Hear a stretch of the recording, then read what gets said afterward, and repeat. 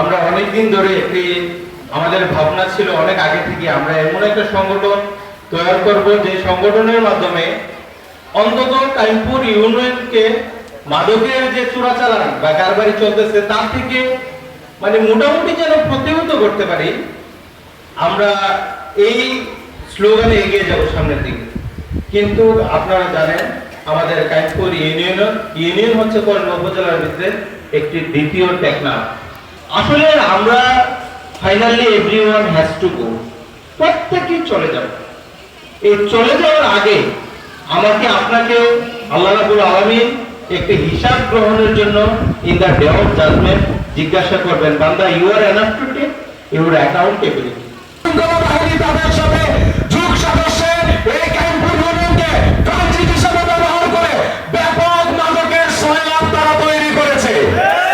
আমরা দেখতে পাচ্ছি এই তাদের বিগত সরকার প্রেতাত্মারা এখনো বসেছে এবং বর্তমানে বিভিন্ন রাজনৈতিক দলের সদস্যরা এই মাদক এবং চোরা কারবারিদের সাথে জড়িত আছে।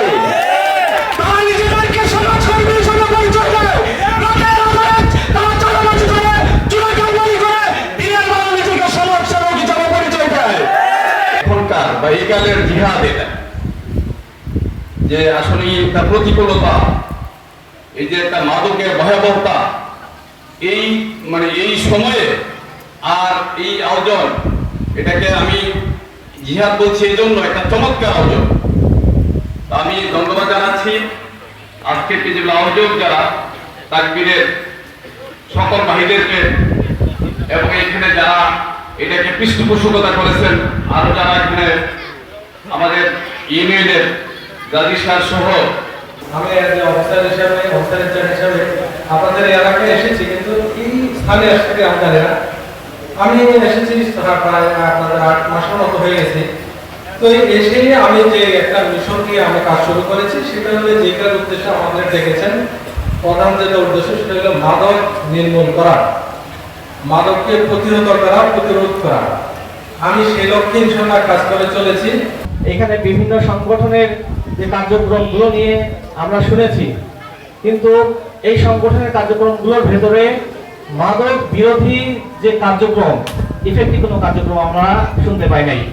61 লাখ টাকা নিয়ে আপনারা বিভিন্ন সামাজিক কাজ করছেন, কিন্তু মাদক বিরোধী কার্যক্রমে আপনাদের ভূমিকা কি সে সম্পর্কে হয়তো আপনারা সময় পান নাই বা হয়তো আপনারা উপস্থাপন করতে পারেন নাই। আমি মনে করি যে আজকে এখানে যে সংগঠনগুলো আপনারা নিজেদের পরিচয় দিয়েছেন, এই সংগঠনগুলোকে এগিয়ে আসতে হবে। মাদক বিরোধী, চোরাচালান বিরোধী কার্যক্রমে আপনারা কি কি পদক্ষেপ নিয়েছেন? আপনাদের কোনো স্বেচ্ছাসেবক নিয়োগ দিয়েছেন কিনা? রাতে কেউ পাহারা দেয় কিনা? এই পাহারাদার বা এই কর্মী গঠন করতে হবে। স্বেচ্ছাসেবক যদি আপনারা গঠন করতে পারেন, তাদের একটা মানে বেতনের ব্যবস্থা করতে পারেন, তারা এইগুলো তথ্য আমাদেরকে দিবে।